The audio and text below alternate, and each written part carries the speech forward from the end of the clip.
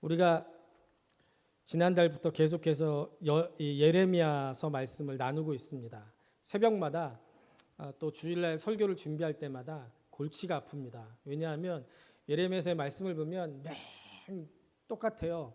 너희들 우상 숭배하고 하나님의 말씀 듣지 않았기 때문에 멸망당할 거야. 그러니까 빨리 회개하고 돌이켜.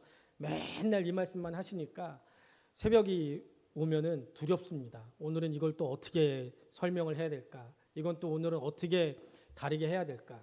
근데 아니나 다를까 우리 교회는 저도 그렇고 주일학교도 그렇고 우리 청소년부, 청년부도 그렇고 똑같은 본문을 가지고 주일날 말씀을 나눕니다. 그러니까 제 아내가 그러더라고요. 이번 주에 이 말씀 가지고 주일학교 애들한테 어떻게 설명을 해? 그러는 거예요. 그래서 나만 고민하고 있는 줄 알았더니 다 고민을 하고 있더라고요.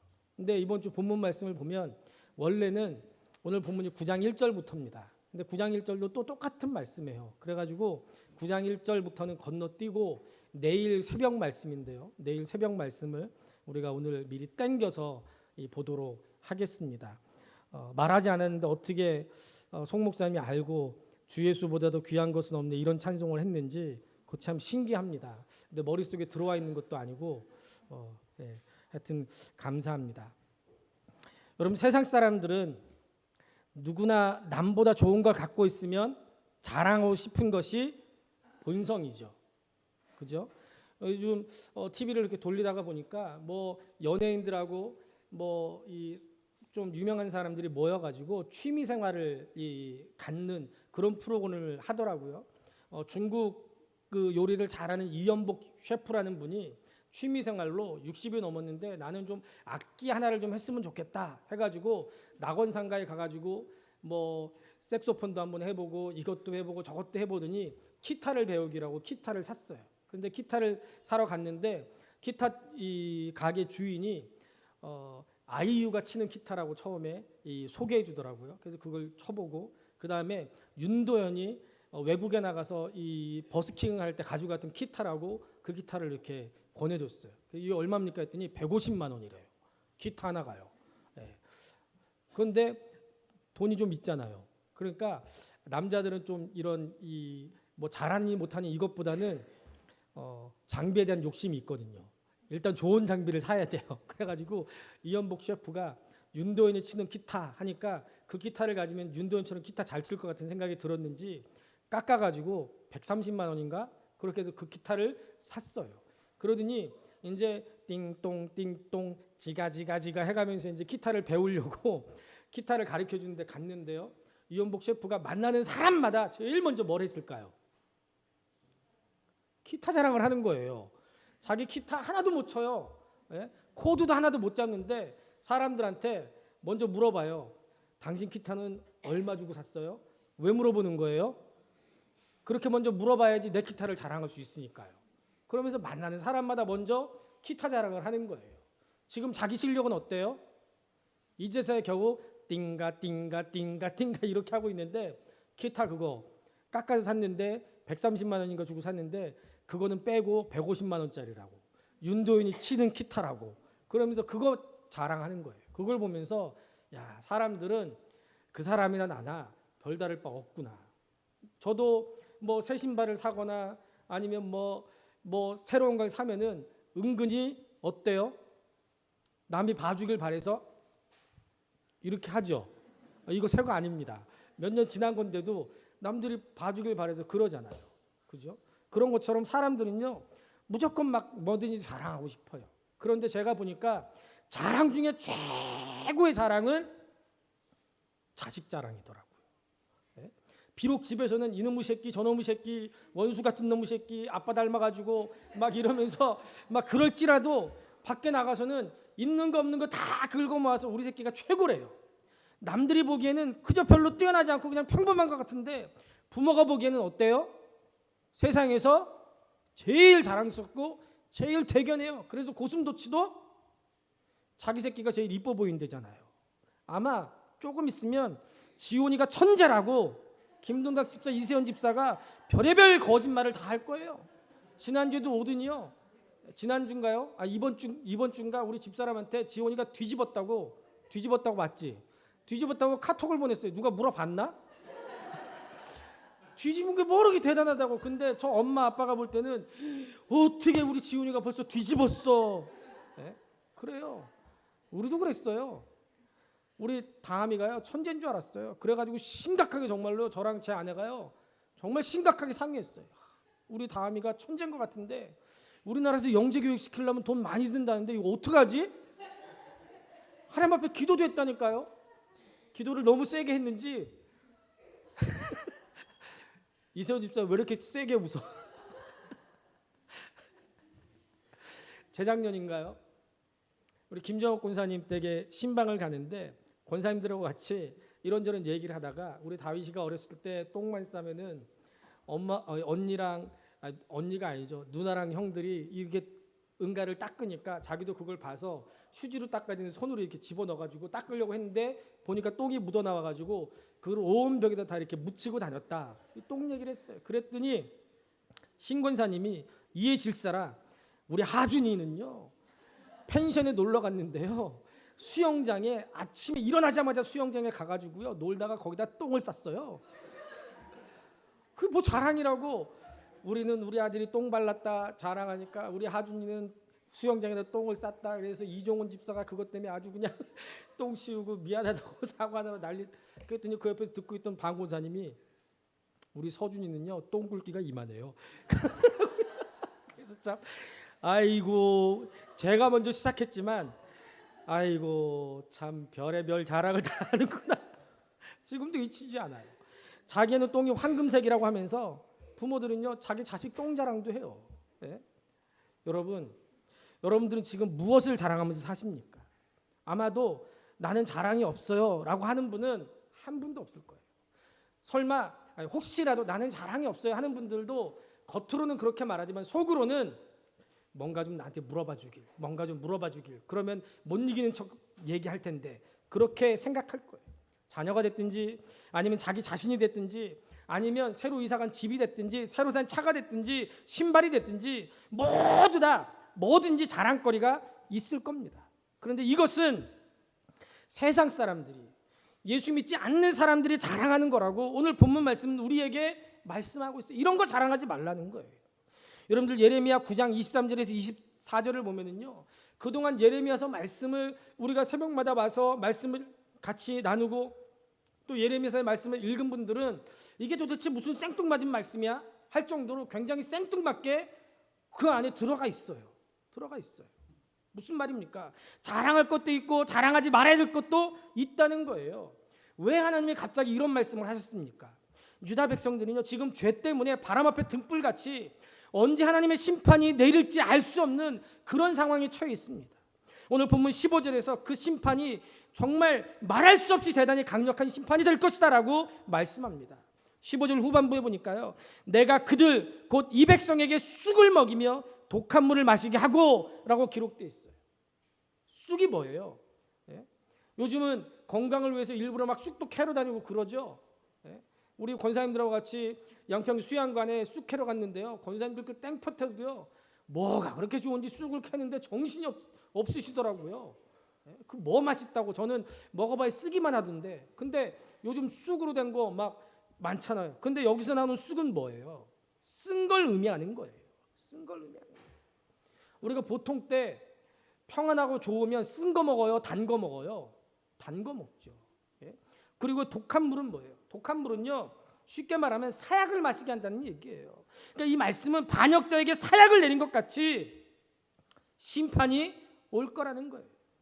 죄를 짓고 유백한 사람들 맛있는 음식들 진수정찬 먹는 게 아니라 자기들이 막 풀 뜯어 먹으면서 겨우겨우 연명해 사는 것처럼 그런 쑥을 먹을 거라는 거예요. 또 16절에 보면 그들과 그들의 조상이 알지 못하던 여러 나라 가운데 그들을 흩어버리고 진멸되기까지 그 뒤로 칼을 보내리라 라고 말씀합니다. 흩어버린대요. 여러 나라에 비참하게 포로로 끌려가는 것도 모자라서 그것도 그냥 하나님이 참아보지 않고 칼을 들고 쫓아와서 그 사람들 끝까지 심판하겠다는 거예요. 끝까지 하나님께서 그냥 놔두지 않고 하나님의 심판이 동반될 거라는 거예요. 정말 무서운 말씀이에요. 그러면 여러분 하나님이 유다 백성을 이렇게 심판하겠다고 말씀하시면 유다 백성들은 어떻게 반응해야 됩니까? 울어야 돼요. 하나님 앞에서 자신을 죽이겠다고, 이제 우리 멸망한다고 그러는데 울지 않고 웃고 있는 사람, 나 괜찮아, 이런 사람 정상적인 사람이 아니죠. 예레미야가 그래서 본문 17절에서 곡하는 부녀를 불러와라 라고 말씀하고요, 18절에서 그들로 빨리 와서 우리를 왜 애곡하여 우리의 눈에서 눈물이 떨어지게 하며 우리 눈꺼풀에서 물이 쏟아지게 하라 라고 말합니다. 눈꺼풀에서 떨어지는 물이 뭐예요? 눈물이죠. 눈물이 흐르게 하라는 거예요. 또 20절 후반에 보면 너희 딸들에게 애곡하게 하고 각기 이웃에게 슬픈 노래를 가르치라 라고 말씀합니다. 그런데 유다 백성들은요, 하나님이 이렇게 무섭게 심판하신다고 하면 울면서 회개해야 되는데 그럴 줄 몰랐다는 거예요. 아무리 얘기해도 들어먹질 않았다는 얘기예요. 여러분, 사람은요 슬픈 일이 있으면 울 줄 알아야 돼요. 울면 우리 하나님이 들으시고 바꿔주실 줄로 믿습니다. 기도할 때 제일 빠른 기도는 뭐예요? 우는 기도예요. 저는요 지금도요 우리 아내가 울면 제일 무서워요.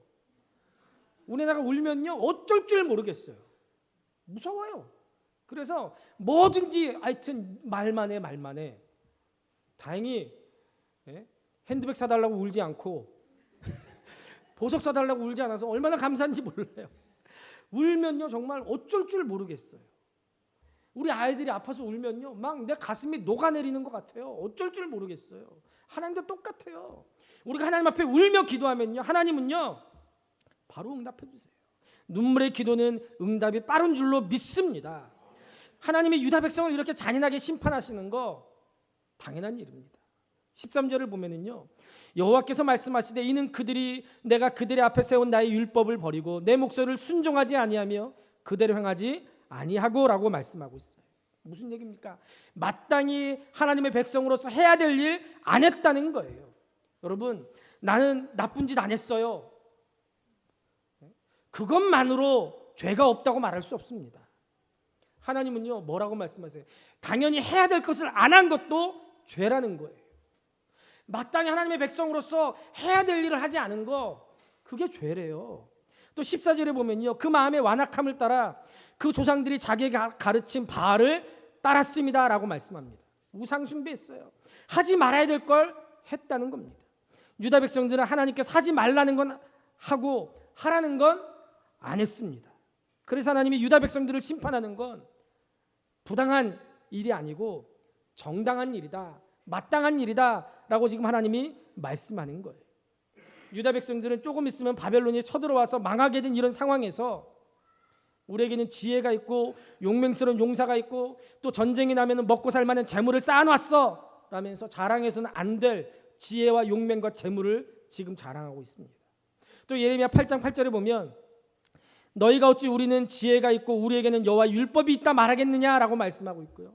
7장 4절에 보면은 아무리 외적이 쳐들어와도 우리에게는 여호와의 전 예루살렘 성전이 있어, 하나님의 성전이 있는데 누가 우리를 해칠 수 있어, 이렇게 한심한 얘기를 하고 있습니다. 그러나 하나님은 9장 12절에서 지혜가 있어서 이 일을 깨달을 만한 자가 누구냐, 너희 중에 지혜 있는 자가 없다라고 말씀합니다.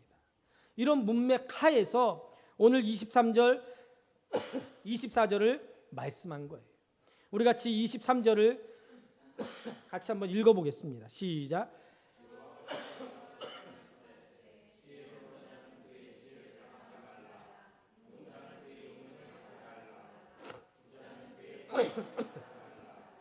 아멘.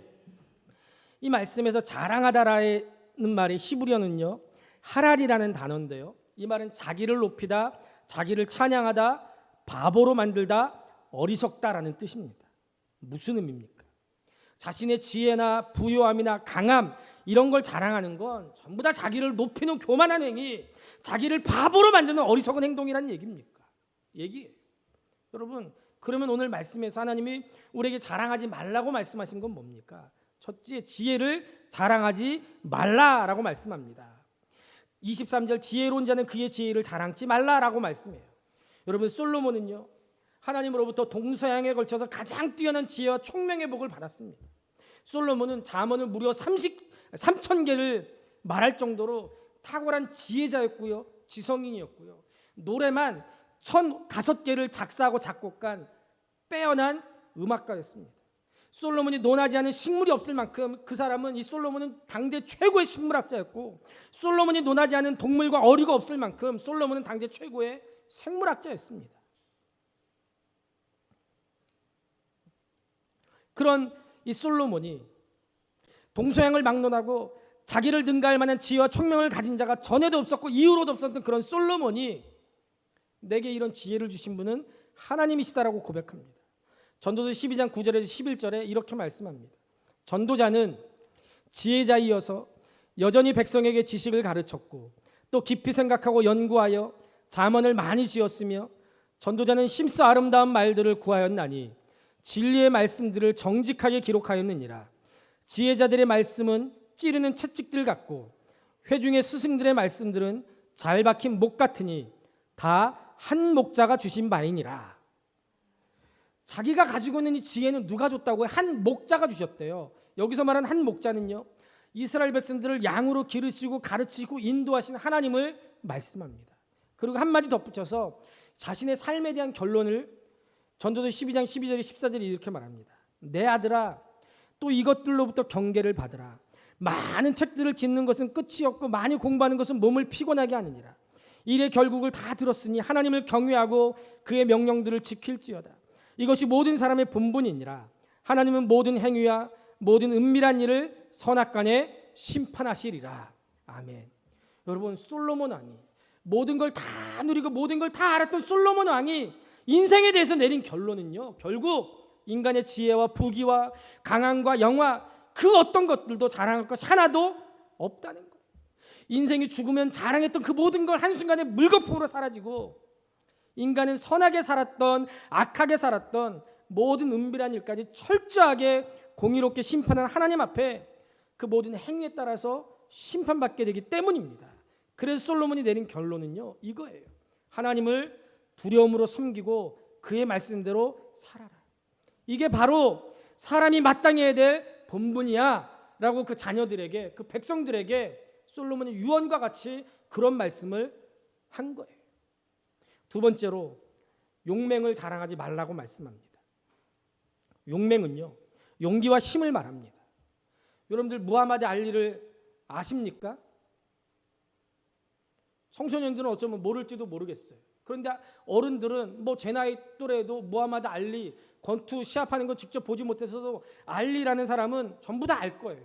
무하마드 알리가요, 세계 이 헤비급 권투에 있어서요 어떤 일정표를 세운 그런 사람 같은 그런 존재예요. 그 전까지만 해도 헤비급 하면 덩치가 이렇게 커가지고요 슬슬 움직이다가 둔하게 움직이다가 강펀치 하나로 상대를 KO시키고 막 느릿느릿하게 권투를 했는데, 무하마드 알리는 헤비급인데도요 이리 뛰고 저리 뛰면서 빈틈이 되면 날라가 산대 내치고 상대가 달려들려고 하면은 금방 도망가고, 또 쫓아오다가 지치면 쫓아가서 한 대 때리고 또 도망가고, 그래가지고 이 사람이 한 유명한 말이 있죠. 나비처럼 날아서 벌처럼 쏜다. 굉장히 유명한 헤비급 권투 선수였습니다. 이 선수하고 붙기만 하면 거의 모든 상대 선수가 KO패를 당해서 정말 굉장히 유명한 선수였어요. 그런데 여러분들, 이분이 공식 석상에 나온 거의 마지막 때가 언제입니까? 1996년 아틀랜타 올림픽 때 성화대에 마지막 불을 붙이는 그 무하마드 알리의 모습에 온 세계 사람들이 안타까워했어요. 많은 사람들의 영웅이었던 무하마드 알리가 나이가 들어서 파킨슨병에 걸려가지고요 덜덜덜덜 떨면서 간신히 횃불을 들고 그 성화대에다가 불을 붙이는 그 모습을 보면서 아이고 한 시대를 풍미했던 저 파이터가 저렇게 힘이 없고 저렇게 늙었구나, 아이고 안타깝다, 그런 생각을 했어요. 여러분들, 만약에 지금 저하고 무하마드 알리하고 붙는다면 누가 이길까요? 과거에 제가 무하마드 알리랑 붙을 일도 없었겠지만 붙었다면요 한 주먹거리도 안 됐을 거예요. 아마 무하마드 알리가 이름! 그러면 제가 그럼 넘어졌을지도 몰라요. 그런데 지금은 어떨까요? 지금은요 정반대일 거예요. 지금도 물론 저는 쉼이 없지만 무하마드 알리쯤이야 뭐. 한때 전 세계를 호령했던 그 파이터가, 그 용맹이 어떻게 됐어요? 나이가 들고 시간이 지나니까 다 없어졌어요. 여러분, 사람은 힘과 용맹 자랑하지 말아야 됩니다. 왜요? 시간이 지나면 급속하게 없어지기 때문에 그래요. 셋째, 부함을 자랑하지 말랍니다. 잠언 11장 28절 전반에 자기의 재물을 의지하는 자는 패망하려니와 라고 기록되어 있어요. 잠언 29장 24절에 대저 재물은 영원히 있지 못하나니 멸류관이 어찌 대대 있으랴 라고 기록됩니다. 재물은 영원하지 못합니다. 죽은 사람에게 이 세상에 놓고 간 재물 가치가 있어요, 없어요? 없어요. 오히려 재물 많이 물려주고 가면요, 자식 때에 어때요? 다툼이 일어나더라고요. 형제들이 형제가 아니라 원수가 되더라고요. 그런 집안들 우리나라에서 많이 보잖아요. 재벌가에서 아버지가 유언을 제대로 안 남기고 갑자기 돌아가셔서 그랬는지 재물 때문에 싸우는 형제들 얼마나 많이 있습니까? 어떤 분이 죽을 때 많은 다이아몬드와 보물들을 이 땅에 놓고 가려니까 너무 억울해서 하나님 앞에, 하나님 내가 이것 좀 천국에 가지고 가게 해주십시오라고 기도했더니 하나님께서 그래 그럼 가져가라 해가지고 천국에 자기가 모았던 다이아몬드와 보물들을 가지고 갔습니다. 그래서 낑낑대고 그걸 짊어지고 천국을 다니는데 베드로를 만났어요. 베드로가 그 사람을 만나서 제일 먼저 하는 말이, 아니 당신은 힘들게 왜 이렇게 보도블록 같은 걸 들고 다니세요? 그러더라는 거예요. 천국에 가면 보도블록이 뭐라고요? 다이아몬드, 황금, 수정, 보석 이런 걸로 돼 있어요. 재물은 사람이 이 땅에 살아있을 때 가치가 있지 그 후에 가치 있어요, 없어요? 없어요. 재물은 영원하지 않습니다.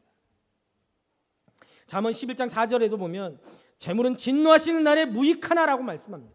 무슨 얘기? 하나님께서 너는 지옥이야 라고 진노하시고 선포하시는 그 날에 하나님 앞에 재물 들고 가, 하나님 이거 좀 받으시고 나 좀 어떻게 천국으로 좀 하면 하나님이 그 재물 받으시고, 그래?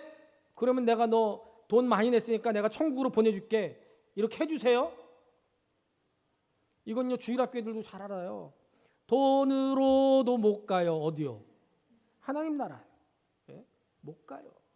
그런데 여러분들, 그럼에도 불구하고 재물은 이 세상에서 살아가는 데는 필요하죠.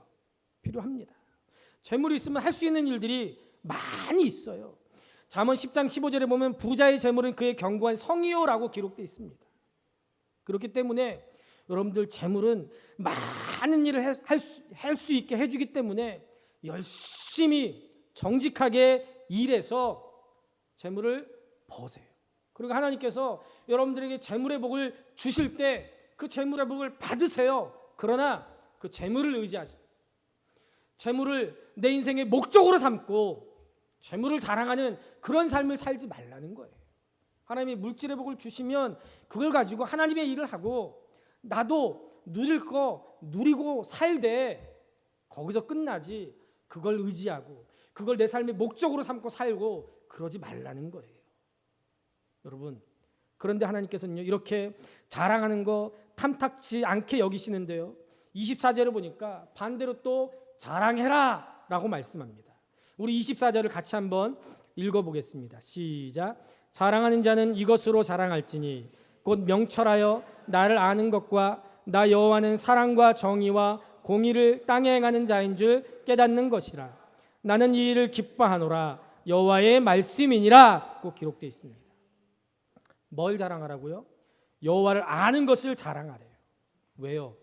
지혜와 용맹과 부함은요 축복의 원천이신 하나님께로부터 나오는 것이기 때문에 여호와를 아는 것, 우리가 하나님의 백성이 된 거, 그걸 자랑하라는 거예요.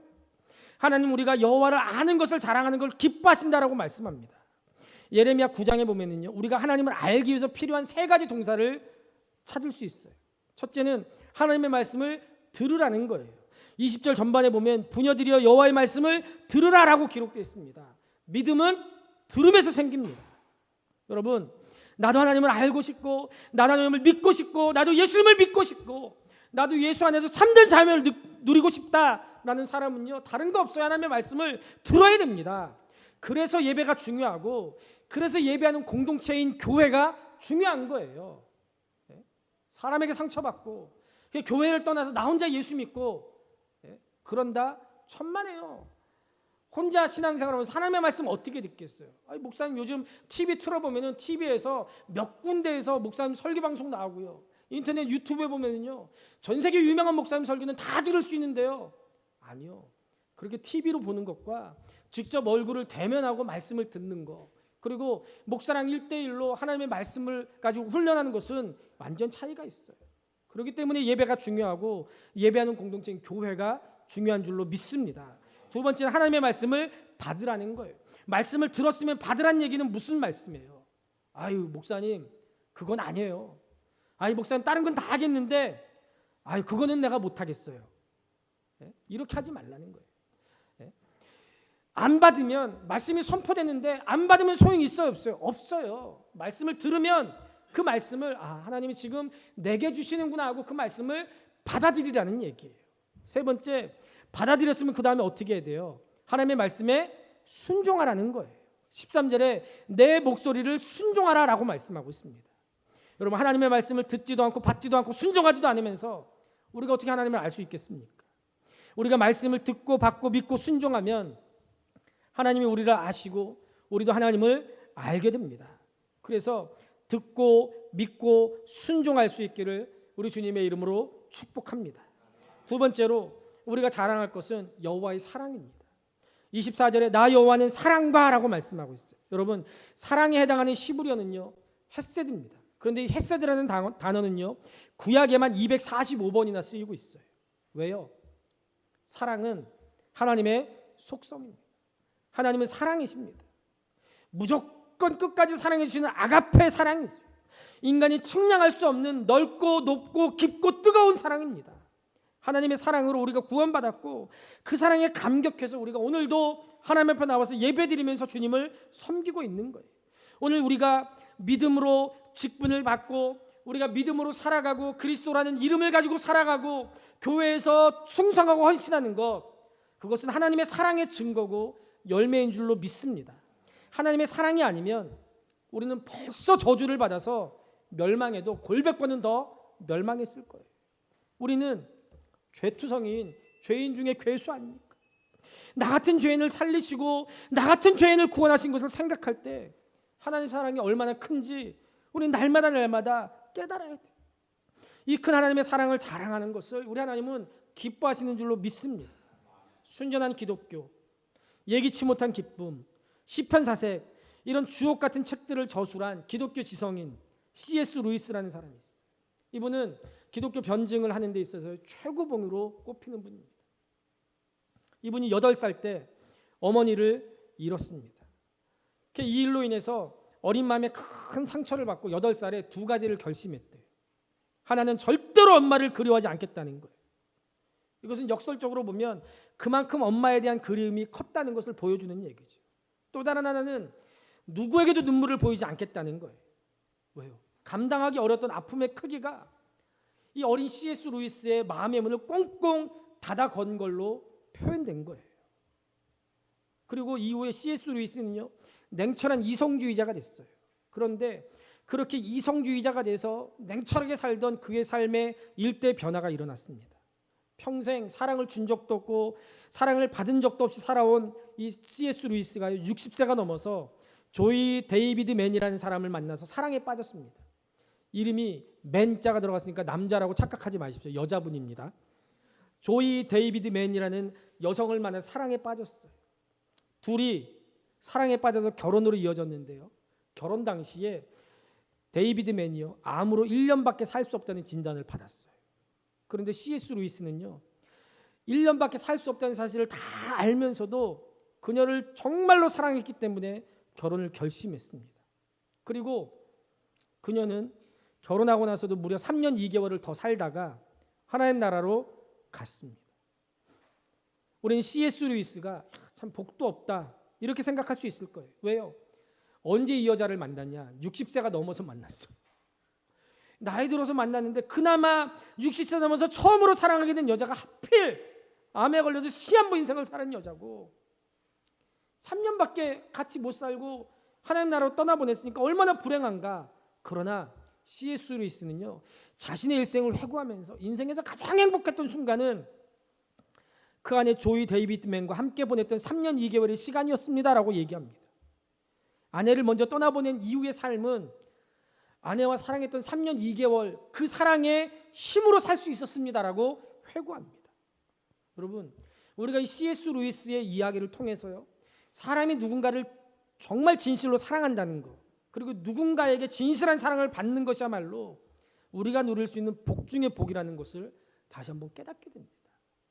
그런데 우리는 인간의 사랑과는 비교할 수 없는 하나님의 사랑, 나를 너무 사랑하셔서 나와 똑같이 되시고 십자가에서 죽으신 구속의 사랑을 마음 깊이 감사하면서 하나님의 사랑을 모든 사람들에게 자랑하면서 하나님을 기쁘시게 되는 성도 될 수 있기를 주님의 이름으로 축복합니다. 마지막 세 번째, 여호와의 정의와 공의를 자랑하라고 말씀합니다. 하나님의 활동은 인간의 불성실함과 두드러지게 대조됩니다. 하나님의 언약에 대한 신실함을 강조하는 그런 말씀이에요. 심판자로서 하나님은 악을 행하는 자들을 제한하시고 처벌합니다. 그러나 반면에 의인은 구원하시고 변호해 주십니다. 인간의 의인은 이기적이고 자기중심적으로 치우칩니다. 시대와 지역에 따라서 다르고 변합니다. 그러나 하나님의 정의와 공의는 공평하고 시대와 지역을 초월해서 그 기준과 가치가 영원합니다. 하나님의 뜻이 하늘에서와 같이 땅에서도 이루어지도록 우리는 하나님의 정의와 공의를 자랑하고 전파해야 될 줄로 믿습니다. 여러분, 아직도 나만의 영역이 있습니까? 우리 모두가 하나님의 정의와 공의가 있는 하나님의 영역이 되도록 내 모든 삶을 하나님 앞에 내어드려야 될 줄로 믿습니다. 내 마음과 물질과 생각과 삶을 통해서 하나님이 다스리시고 영광 받으셔야 됩니다. 하나님, 이것만은 안 돼요 하는 이것만은, 그것까지도 하나님 앞에 드려야 돼요. 우리가 잘 아는 사도 바울은 학벌, 족보, 이 모든 것, 자기 신분에 관련된 모든 것을 자랑할 만한 그런 사람이었어요. 누구에게나 부러움을 받을 만한 그런 사람이었습니다. 그러나 사도 바울은 그런 모든 것을 배설물로 여겼대요. 오히려 자신의 세상 생활에서 유익했던 그런 것들 해로 여겼대요. 그리고 그리스도 예수를 아는 지식을 가장 고상한 것으로 알고 오직 예수 그리스도만을 자랑했습니다. 빌립보서 3장 7절 9절에 보면, 그러나 무엇이든지 내게 유익하던 것을 내가 그리스도를 위해 다 해로 여길 뿐더러 또한 모든 것을 해로 여김은 내 주 그리스도 예수를 아는 지식이 가장 고상하기 때문이라. 내가 그를 위해 모든 것을 잃어버리고 배설물로 여김은 그리스도를 얻고 그 안에서 발견되려 함이니 내가 가진 의는 율법에서 난 것이 아니요 오직 그리스도를 믿음으로 말미암은 것이니 곧 믿음으로 하나님께로부터 난 의라 라고 말씀합니다. 여러분, 배설물이라는 말은요, 스키발론이라는 뜻인 이 단어인데요, 이건 쓰레기, 개에게 던져주는 찌꺼기, 폐기물, 똥, 이런 걸 말합니다. 사도 바울은 자신의 출세와 성공에 가장 유익했던 학벌, 혈통, 가문, 이 모든 걸 개에게 던져주는 찌꺼기, 쓰레기, 똥같이 여겼다는 거예요. 그리고 예수를 아는 지식을 가장 고상하고 영원한 지식으로 깨닫고 오직 십자가 예수 그리스도만을 알고 그것을 자랑으로 삼았고 그 외 것들은 자랑할 것이 없다라고 고백합니다.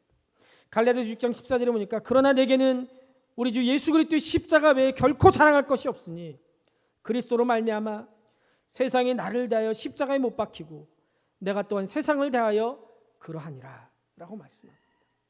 사도 바울이 세상을 자랑하지 않고 오직 예수 그리스도만을 자랑하게 된 이유는 예수 그리스도를 아는 것만이 영원한 생명을 얻어서 하나님의 자녀가 되는 최고의 축복이었기 때문에 그렇습니다.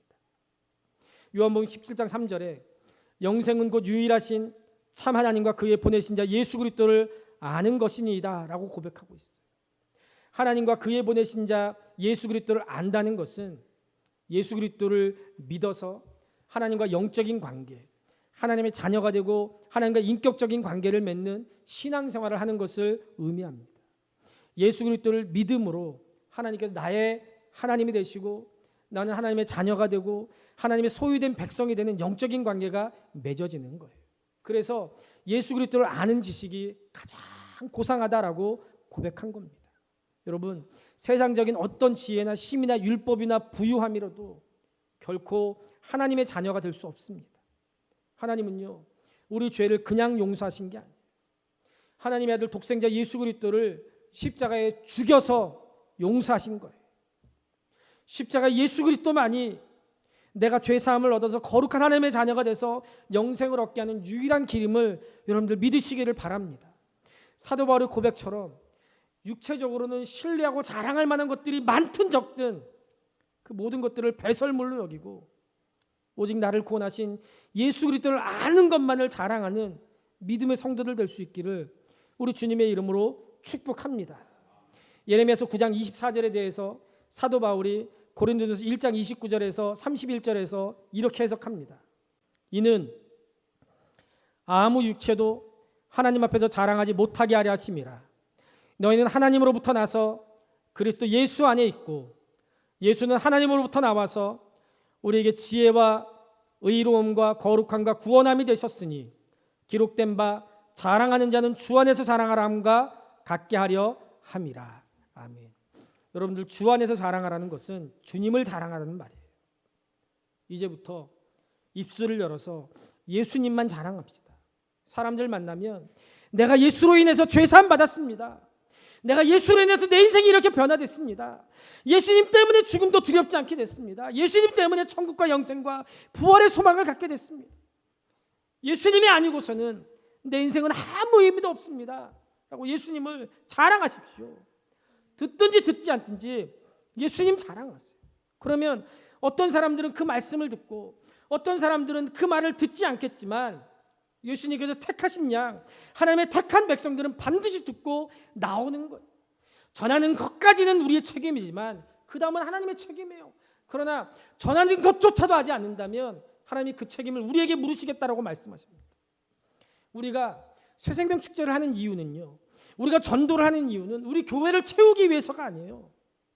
우리가 만나서 내게 생명 주신 예수님의 사랑이 너무나 감사해서 너무나 귀해서 이 예수님만이 참 생명이기 때문에 예수님을 믿는 것만이 우리를 구원하는 유일한 길이기 때문에 그 길을 모르는 사람들 안타까워서 우리가 전하는 거예요. 무시당해도 또 쫓아가서 전하는 거예요. 왜요? 그게 생명을 구하는 유일한 길이기 때문에 그래요. 저는 제 아내에게 내가 어떻게 살았는지 우리 아이들에게 당신이 증인이 돼주쇼라고 프로포즈했어요.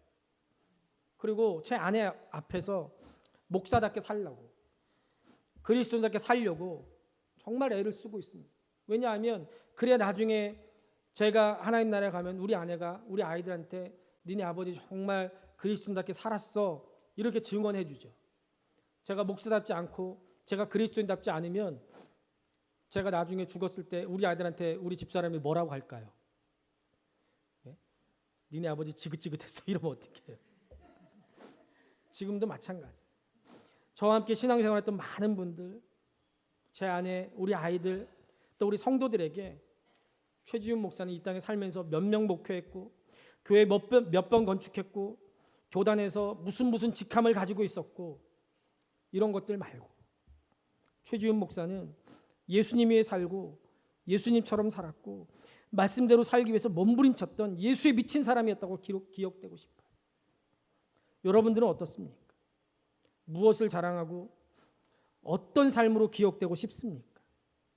여러분, 예수 없는 사람들과 똑같이 썩어 없어질 것들 자랑하지 말고 그것들을 쫓는 어리석은 삶을 버리고 하나님의 사랑을 자랑합시다. 예수님의 십자가만 자랑합시다. 그러면 하나님이 해주시더라고요. 하나님이 책임져 주시더라고요. 우리 함께 그런 교회, 그런 삶을 만들어갈 수 있기를 우리 주님의 이름으로 축복합니다.